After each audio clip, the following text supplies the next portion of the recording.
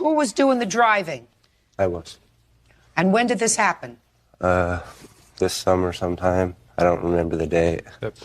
February. It was February 23rd. Okay. Well, that's close to the summer, February 23rd. Hi. Why don't you tell me what happened on this summer day in February? Well, my friend had been sick for a while, and I was going down to see him. And we got there, and he wasn't there. So me and my brother were going back home down the road, and Mr. Curley over here came walking down his driveway pointing at my truck.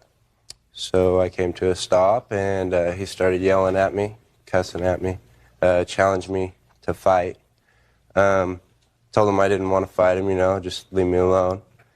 He got in front of my truck, wouldn't let me leave, so I got out. We argued some more. He wanted to fight. I didn't want to fight. I told him to grow up. I put my hands up like this, walked back over to my truck, got in. He walked over to the passenger side.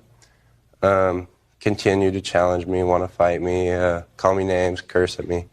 I started to drive away, and as I pulled off, I heard a loud thud noise. And I looked to my right, and my brother was bent over holding his face, and I said, "Did he hit you?" And he said, "Yes." So I got out, I walked up to him, and I was angry at this point, and I yelled at him, and I said, "Did you hit my brother?" And he said, "Yes, I hit your effing little brother." And at this point, he pushed me, and then a neighbor intervened and grabbed me and took me back to my truck, and then I left. Now you tell me what happened.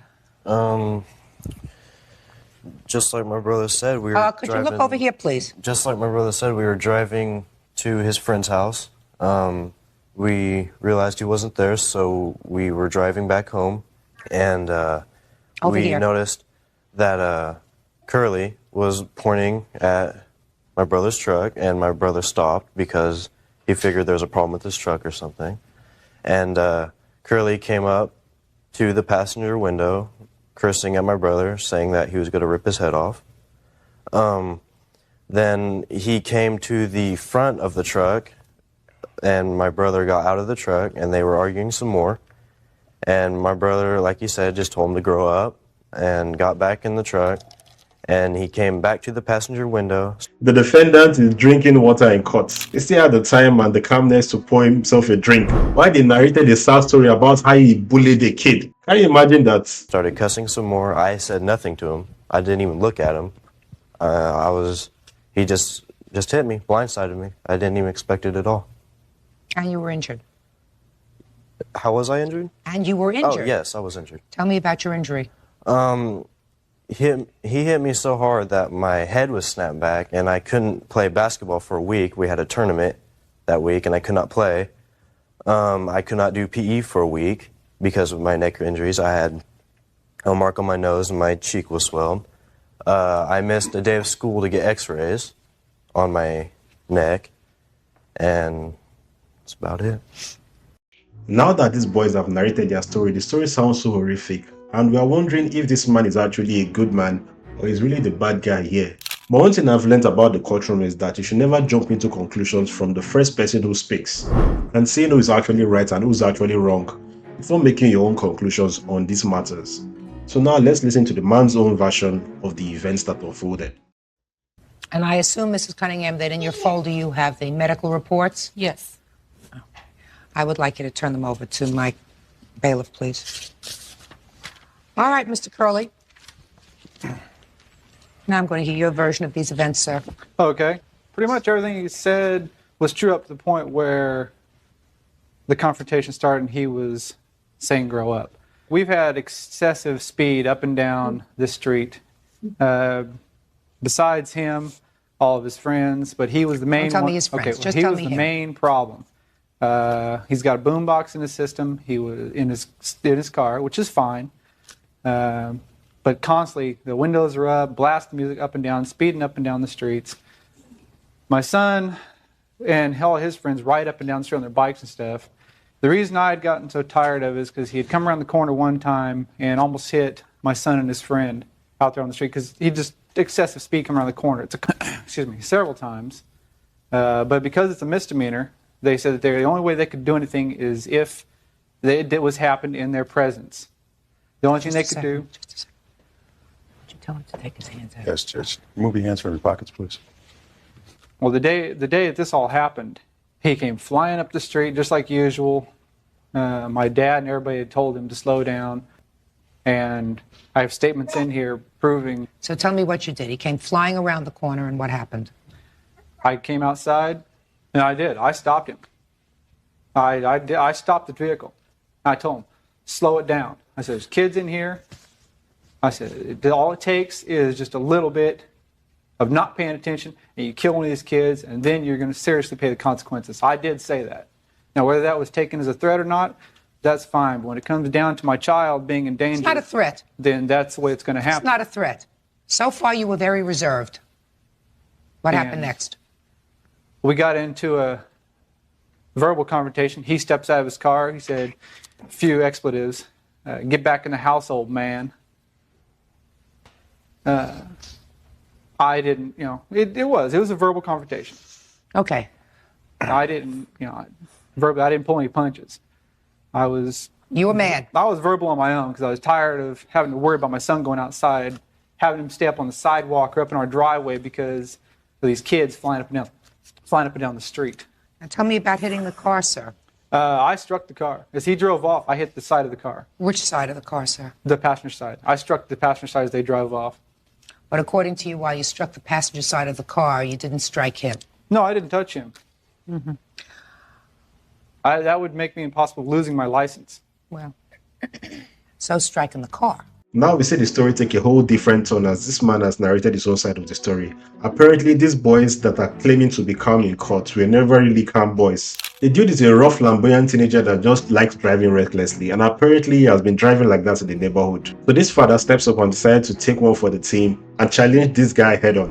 I'm actually impressed by the dad's bravery because look at the size difference. He's a lot smaller than this guy, and to be honest, if it had become a physical confrontation, the story might have been different. But apparently, according to the defendant's statement, he struck the car and not the other boy. And I'm wondering who is telling the truth here. Who else has witnessed this white blazer driving up and down? Let's start with you. Well, Come on up here. Correct. Tell me your name. Corey, Curly, Corey, how old are you? 9. You know what it means to tell the truth? Don't lie. Do you know why it's more important to tell the truth in court than anywhere else? Yeah, because you can go to jail for lying. I think you're a pretty smart kid. So why don't you tell me what happened with this white blazer? Well, Big Chris, when he was coming up and down the street, and when I got home, which my grandma let me go out and play with my friend Cody so we can play a little game of baseball with a little, like a McDonald's ball that they have at McDonald's. Well, we went out there and played some baseball, and then Big Chris came around the corner. That's this young man here? My It's Big license Chris? plate. Shh, shh. Big Chris is on the license plate of the car? Yes. So Big Chris came around the corner. Yeah. And when he came around the corner, I told Cody to watch out because he was hit. It was his turn to hit, and I was pitching. And there were some other kids, and we didn't hear them say, watch out, and they were all, so we didn't know. But I said, Cody, watch out, and he just came around the corner. Well, was he coming around the corner fast or slowly? Well, he came around the corner fast, and he started to speed up a little bit. How many times have you seen this car on your street? I've seen it bunches of times. You have a boyfriend or a girlfriend on that street? It's one of my best friends. It's a guy, yeah. Have you been asked to slow down before on that street? I never was confronted by anybody. You have not. I have not ever been confronted by anybody. The first time I was confronted is when he hit my little brother.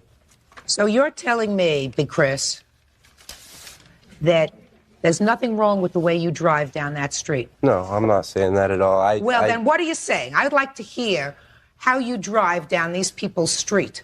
Yeah, I may have sped a little bit, yeah. I could have. Uh-huh.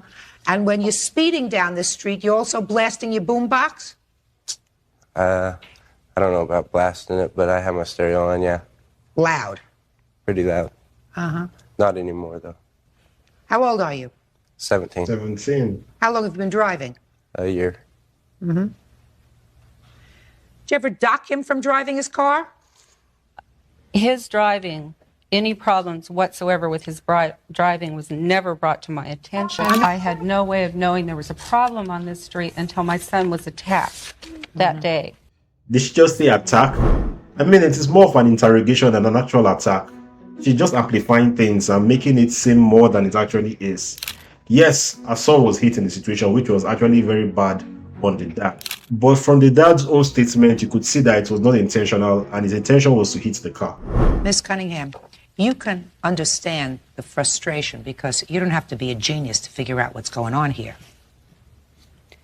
You don't have to be a genius to figure that out. Right, I've driven down the street myself. Okay.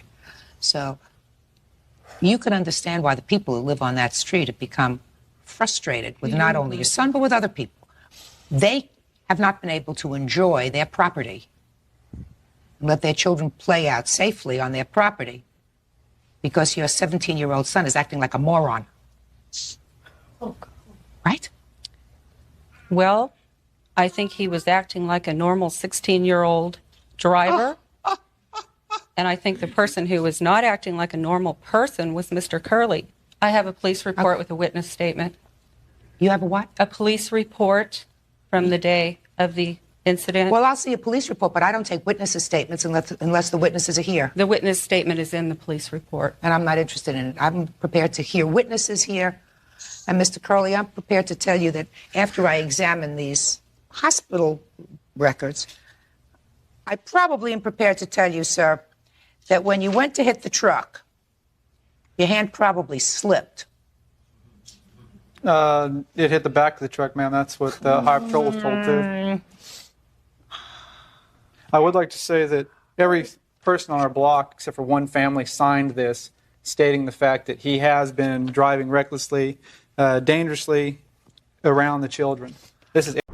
One person comes with a police report and the witness statement, and though Judge Judy denies that witness statement, you think she's going to accept a signed press release agreement thing by the whole neighborhood because they all signed it? I think she's going to reject this too. Every family Just a on the second. block. Did you send it to the parents? Yes, it was. A month I have after a month the after. incident. A month after. 1 month So after. are you telling me, A month later. sir, that after this incident, that it continued? Yes. No. Are you telling me that Wait. after this incident, it continued? Yes. I've got the statement right here. No, I can't. I'm not going to see a statement. I'm going to listen to your son. That's the smart thing to do. Just listen to the 9-year-old. He's going to tell the truth in court because he's scared of Judge Judy and he knows he has to say the truth. After this incident, did you see Big Chris back on the block?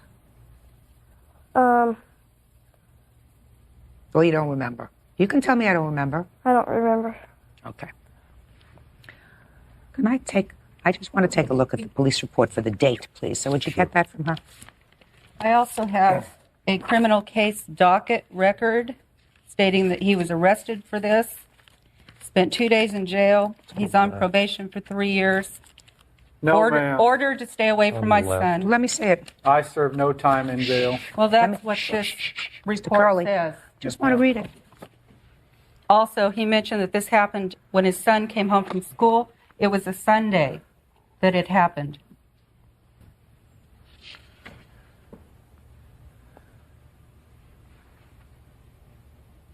Sir, you pled guilty. Is that correct on this Yes, assault no charge? contest. Yes, ma'am. Yeah. I didn't have time to go through court. Well, Mr. Curley, plea of no contest is plea of guilty. Your attorney, I'm sure, explained that to you. It's no different from if you were tried and found guilty by a jury. Do you understand that? Oh, yes, ma'am. And that was explained to you. Now, I do have a problem, however, Mrs. Cunningham, with something that you said to me. I don't think that you can excuse a 16 or 17-year-old who's driving recklessly by saying he's just behaving like a normal teenager.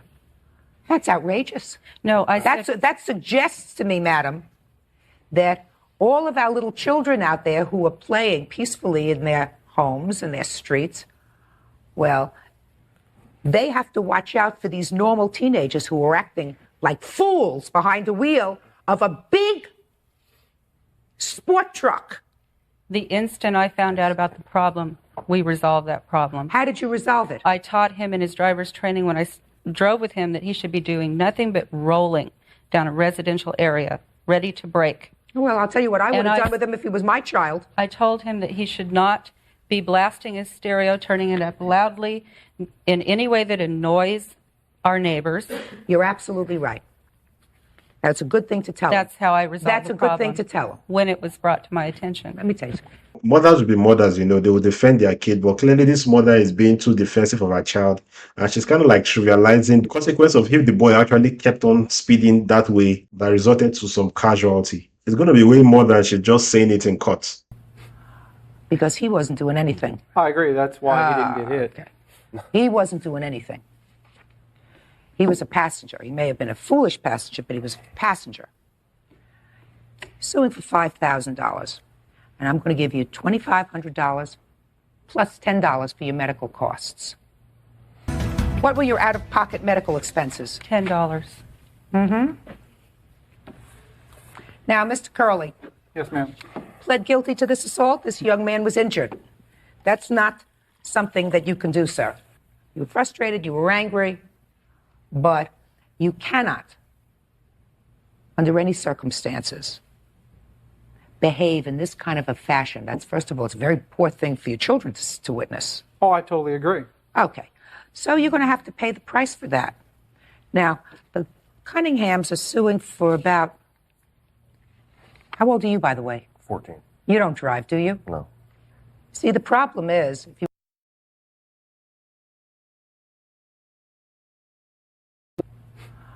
Because he wasn't doing anything. I agree. That's why he didn't get hit. Okay. He wasn't doing anything.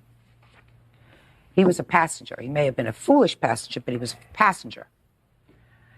Suing for $5,000. And I'm going to give you $2,500 plus $10 for your medical costs. You suffered injury because of two people. Because of Mr. Curley, because of your dumb brother. You got it? Yes. Good. That's all. My thoughts about this is that Big Chris is from a rich family with rich parents that are just willing to spoil their kids and not hold their kids accountable. Clearly, this dad here was trying to keep his neighborhood safe and make sure that his kids could play freely and their friends freely in the neighborhood, without any teenager running across the neighborhood and putting the children in danger, which was actually a good thing. The mom here can't hold her son accountable, and she really wants this man to pay for everything because the man dared to hit her son. I think it's more about power play than the actual assault itself. Because from her own statement, she said that this man had already spent some days in jail, and now she wants him to suffer beyond just spending time in jail, but also paying pennies from his pocket. Good thing Judge Judy took the cut upon herself and made sure that this family didn't get the last laugh in this case. Yes, they got the money, but at what cost really? Now tell me your take on the situation. Are you on the dad's side or on the parent's side? I understand both situations, and I think the dad did the right thing, but he shouldn't have hit the boy. But let me know in the comment section though. I'll go by the name East Coast Prince. This is East Coast Talks, and I'll see you on the next one. Peace.